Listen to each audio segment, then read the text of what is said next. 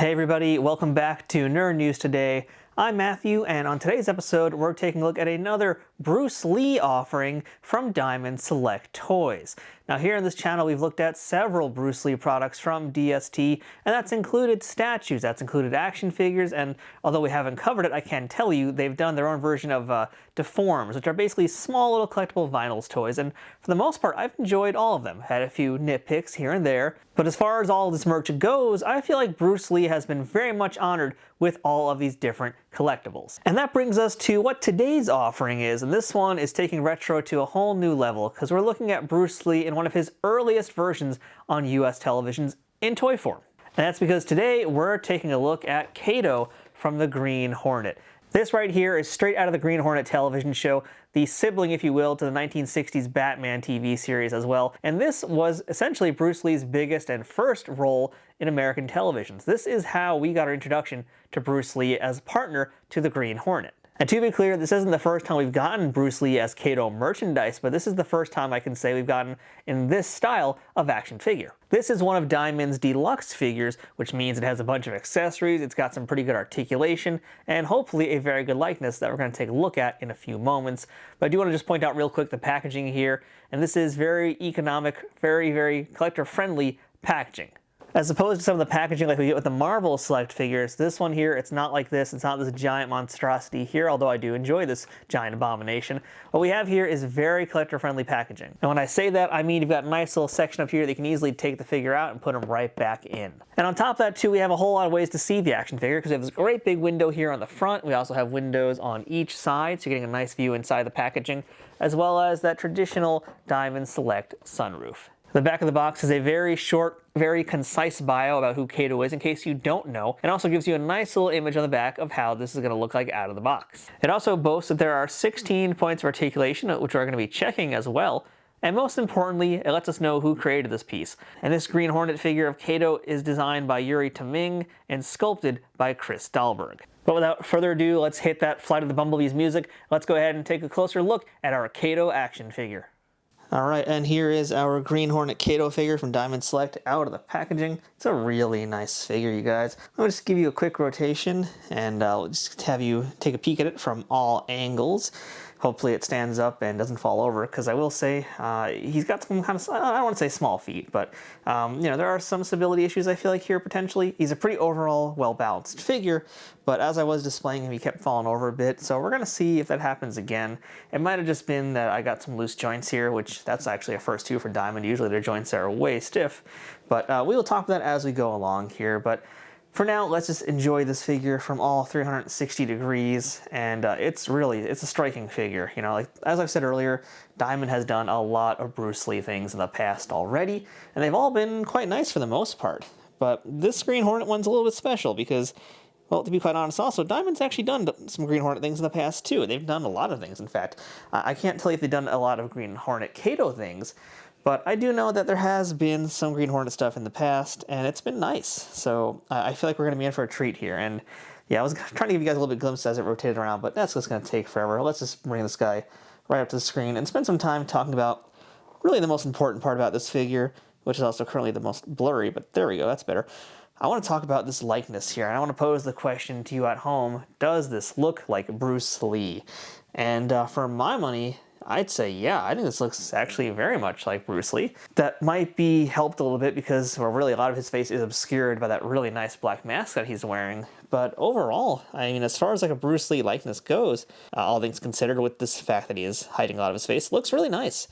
Looks very good. You know, like I was kind of worried that with the mask he was just going to look a little too generic and not really like Bruce Lee, but no, I think they actually did a really great job getting the likeness as much as possible and also maintaining that mask look, because that is a whole separate thing too. You know, they now have to contend not just with the Bruce Lee's portrait, but also getting the look of the character he played on TV correct too. And you guys can see that his mask is a little bit shiny also, and as is part of his hat, so there's, you know, some different paint in here. So yeah, it looks really nice. I will admit I'm actually very happy by this. I was worried about that likeness, and I feel like I have nothing really to worry about now. And I do want to also mention, since I guess we'll jump around a little bit, there is a second portrait for our Bruce, and you guys can see that here. And it's essentially a similar head, but without the hat on. So you get a little more clear look at his hair, you get a better look at his facial features. So really, I think in this one especially, you can see like how strong that is as far as a Bruce Lee likeness goes. And I know like it's a small head, so trying to hold it up isn't going to do much justice for it. So let's just do a quick head swapperoo right now on camera.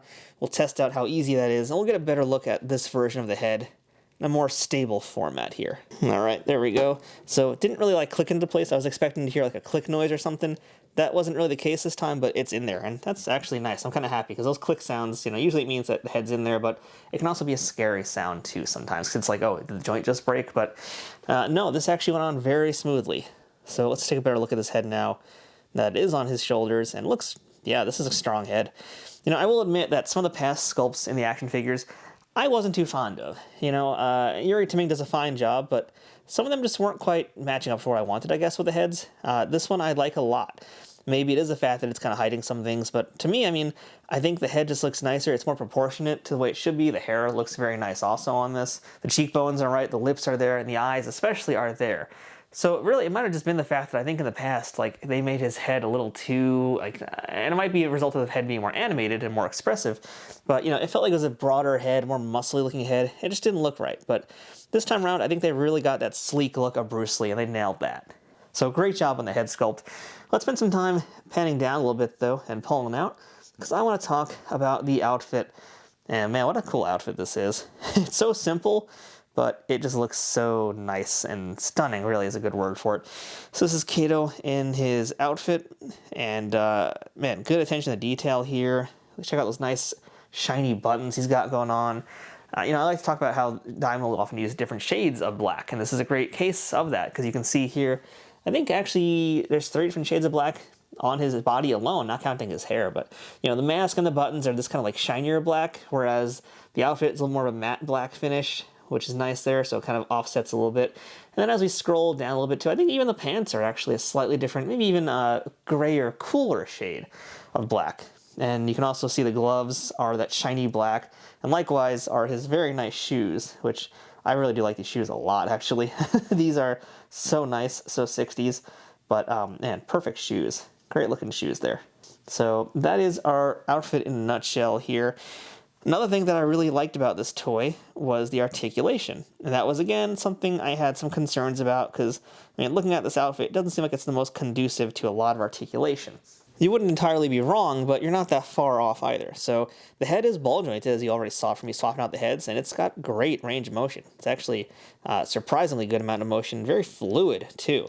That's something you don't necessarily see a lot of these toys, is like fluid motion. But hey, it makes sense for Bruce Lee, because you got to be like water after all.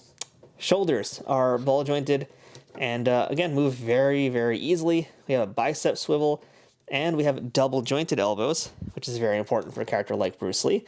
Our wrists can bend and flex.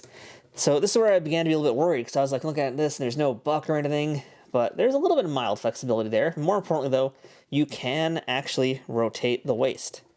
I didn't think he'd be able to, but because this is a softer material, you have more movement in there. It's not as restricted as it might actually look, and he is able, you can see, to bend and flex just a little bit, so there is some more dynamism there too. Now the legs also, this is where I got worried, because, you know, he's in this outfit here. It's not looking like it's going to be good, but surprisingly, because it is rubber, he can get his leg up a little bit. You know, as far as a front kick goes, that's about as high as he can go, but if we want to do classic Bruce Lee sidekick, well, now we are in business, because there we go. We got pretty decent sidekick here. Not amazing, but very good.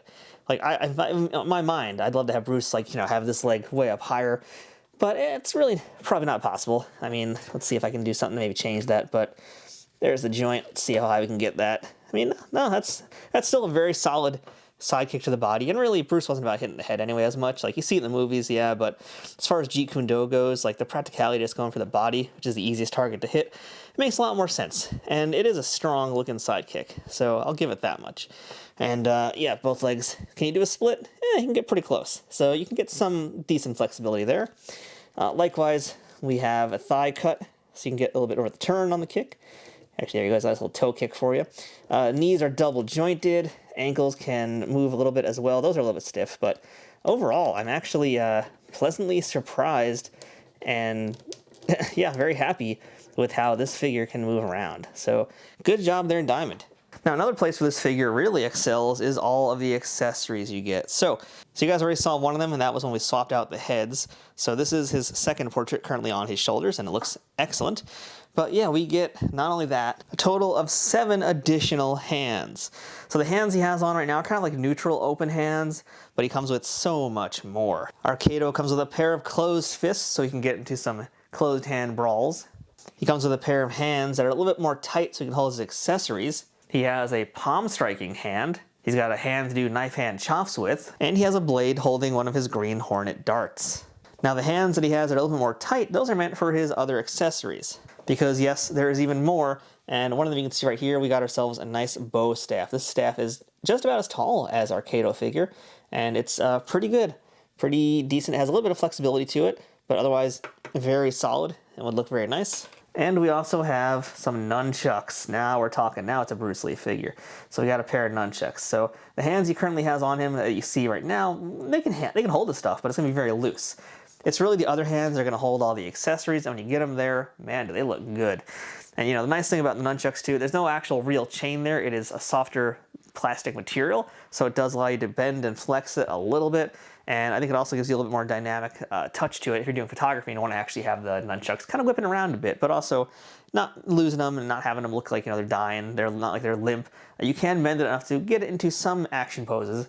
And then if you want to be real fancy, just do some special effects in Photoshop or whatever. But he can hold his weapons, he's got a ton of hands, ton of options for figure photography, and that makes this figure really, really good. And as far as hands go, they also are very, very easy to swap. It's not that difficult at all to take them out and put them back in to a new hand and have some new options for him. Very easy to do. So as far as Bruce Lee figures go and iconic looks, I mean, obviously Enter the Dragon is probably the most iconic next to the Game of Death, and Diamond's already done both of those. There still are, of course, plenty of other looks for Bruce Lee, but Kato is one of those that is so classic and rooted really in Americana also, because the Green Hornet was where it all began for so many of us, and not just for Bruce Lee's career, but Americans knowing who the heck this Bruce Lee guy is. So I feel like this is another wonderful addition to their Bruce Lee collection, and one of the highlights for it as well. I like all the accessories, I like all the options, good flexibility, because you gotta be flexible if you're Bruce Lee. Really nice all around, just really no complaints. I mean, would I've liked maybe some of the leg joints go a little bit higher? I suppose, but there's also limitations of the bodies that they're using as well. Only so much can be done about that. Now, if you like this Bruce Lee Kato figure, you might also like checking out some of those other aforementioned figures, as well as some of the other Bruce Lee products from Diamond Select. And we looked at a few of them here on this channel, and they've done a series of Bruce Lee statues made out of PVC that have the elements involved in them, and they're him doing action poses. They're very, very cool.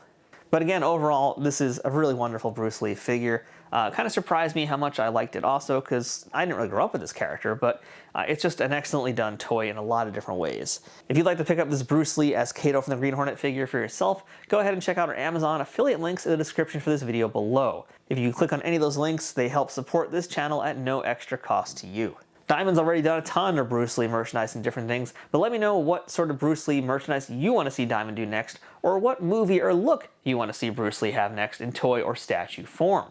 Can't wait to hear from you guys. Thank you so much for checking out this video. Until next time, I'm Matthew. This has been Nerd News Today. We'll see you guys later, and I said it once, but I'll say it again. Be like water, my friend. Be like water.